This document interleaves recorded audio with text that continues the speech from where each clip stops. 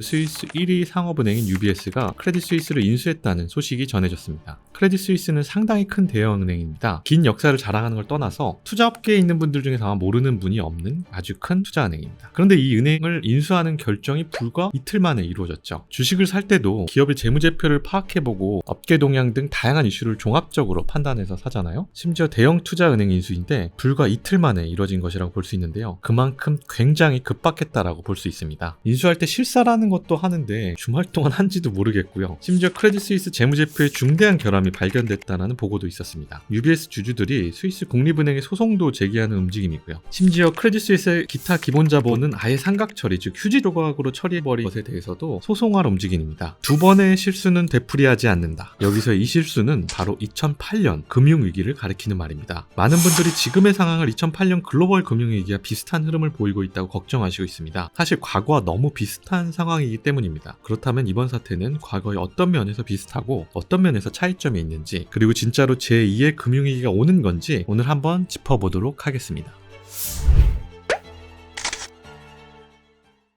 우리가 흔히 알고 있는 글로벌 금융위기는 사실 2007년에서 2008년에 갑작스럽게 일어난 일은 아닙니다. 시작은 사실 2000년대 초까지 거슬러 올라갑니다. 2000년대 3월부터 미국 닷컴 버블이 붕괴되기 시작했고 그해 9.11 테러가 발생했습니다. 급속도로 미국 경기는 악화되고 미국은 2001년 12월부터 2003년 6월까지 기준금리를 1%까지 인하합니다. 이는 2004년 5월까지 약 1% 내외로 유지하게 됩니다. 이처럼 대규모 유동성 공급에 힘입어 경기는 부양됐고요. 대출이자가 낮으니까 통화량도 증가했죠. 부동산 시장이 활성화되면서 돈을 빌려도 부동산으로 충분히 갚을 수 있다고 생각한 금융기관들이 저소득층에게도 대출을 해주기 시작했습니다. 북미 지역 모기지 지수를 살펴보면 2001년 12월부터 2004년 5월까지 모기지 지수가 101%나 증가했는데요. 지역마다 차이는 있겠지만 그냥 미국 거주용 부동산 가격이 2년 반 사이에 2배까지 올랐다고 보시면 됩니다. 그 이후로 이러한 가격이 2007년 1월까지 등락은 있었지만 2001년 12월 대비 부동산 가격이 약 5년 동안 2배가 된 상태가 유지됩니다. 무려 5년입니다. 어디서 많이 본 것 같지 않나요? 네, 2020년 코로나 팬데믹 이후와 굉장히 유사하죠. 코로나 팬데믹을 겪으면서 발생한 급격한 경기 위축을 대규모 유동성 공급으로 해결했고 저금리와 유동성에 힘입어서 주식, 부동산, 가상화폐까지 자산이란 자산 가치는 엄청나게 뛰어올랐죠. 다시 과거로 돌아가 보겠습니다. 미국은 주택담보대출을 받을 때 소득계층마다 등급이 있는데요. 프라임, 얼터너티브 A, 서브프라임, 이 구조 중에서 서브프라임이 신용도가 낮은 등급인데 이때 서브프라임 모기지론을 통해 저소득층이 융자를 받아 부동산을 구입했습니다. 미국 모기지 시장은 우리가 알고 있는 주택담보대출 구조와는 조금 다릅니다. 우리는 원리금을 은행에 내는데요. 은행들이 고객들이 담보대출로 가져간 돈을 회수하려면 만기까지 20에서 40년까지도 묶입니다. 이걸 유동화시켜서 빠르게 자금을 회전시키는데 그래서 미국 모기지 시장은 1차 시장과 2차 시장으로 나뉘어 있고요. 은행이 이런 주택담보대출의 모기지 채권을 유동화시킬 수 있는 기관에 매각을 하고 자금을 받아 추가적인 대출이 활발하게 일어나게 되죠. 모기지 채권을 바탕으로 MBS나 회사채를 발행해 금융기관에 팔고 금융기관은 이런 MBS를 기초자산으로 한 금융상품을 만들어서 글로벌 투자자에게 판매했죠. 이 연결고리는 주택 구입자가 원리금을 모기지 관리자에게 제때 상환한 것과 부동산 가격이 적정 수준에서 유지돼야 하는 조건이 충족돼야 작동을 하게 됩니다. 유동성, 즉 달러가 시장에 많이 공급됐다는 것은 달러 가치가 하락했다는 뜻입니다. 2004년 미국 정부가 달러와 가치 하락과 인플레이션 압력에 대응하기 위해서 금리 인상 정책을 단행했고 이자 부담이 커진 저소득층은 부동산 가격 폭락과 거래 실종으로 인해 원금과 이자를 갚지 못하면서 파산하기 시작했습니다. 부동산 버블이 붕괴되고 원리금 연체율이 증가하고 부동산이란 기초자산이 하락하자 이를 바탕으로 만들어진 증권 그리고 파생상품에 투자한 대출은행, 투자은행, 투자자들이 자금을 회수하지 못해서 줄줄이 파산하게 된 것이 바로 글로벌 금융위기의 배경입니다. 2008년 3월 10일에서 14일 사이에 베어스턴스가 파산했고요. 3월 16일에 JP모건에 합병됐습니다. 그로부터 6개월 뒤인 9월 15일에 리먼 브러더스가 파산했고 북미 지역은 바클레이스 캐피털, 아시아와 유럽 지역의 일부는 일본의 노무라 증권이 인수했다고 알려져 있습니다.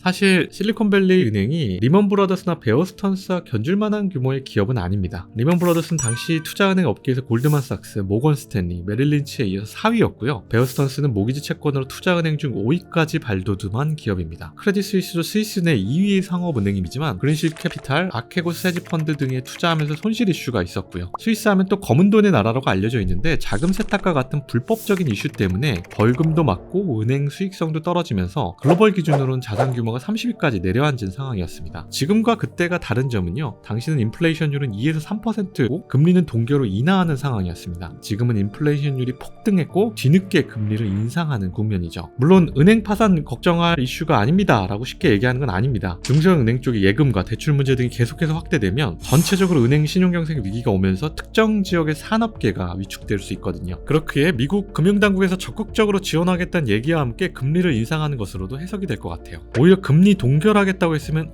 은행 이슈 연준이 보기에도 큰가 본데? 라고 해석할 수도 있죠. 우리가 조금 더 예의주시해야 할 부분은 제 생각에는 인플레이션인 것 같아요. 은행의 파산 이슈도 나오는 상황이지만 3월 FOMC에서 0.25%포인트 금리로 인상했습니다. 유럽의 중앙은행도 크레딧 스위스 유동성 지원하면서 0.5%포인트 금리로 인상했습니다. 왜일까요? 그만큼 지금 인플레이션을 꺾어야만 한다는 게 금융당국들의 가장 큰 걱정이자 관심사이지 않을까라는 생각이 듭니다. 과거에 인플레이션을 못 잡았을 때 오는 후폭풍은 두 번 되풀이지 않겠다는 의지인 것 같아요. 그만큼 연준은 은행 시스템을 견고하게 관리하되 인플레이션은 반드시 잡겠다는 의지를 표현하며 적절하게 대응해 나가고자 노력하고 있는 게 아닌가 싶습니다.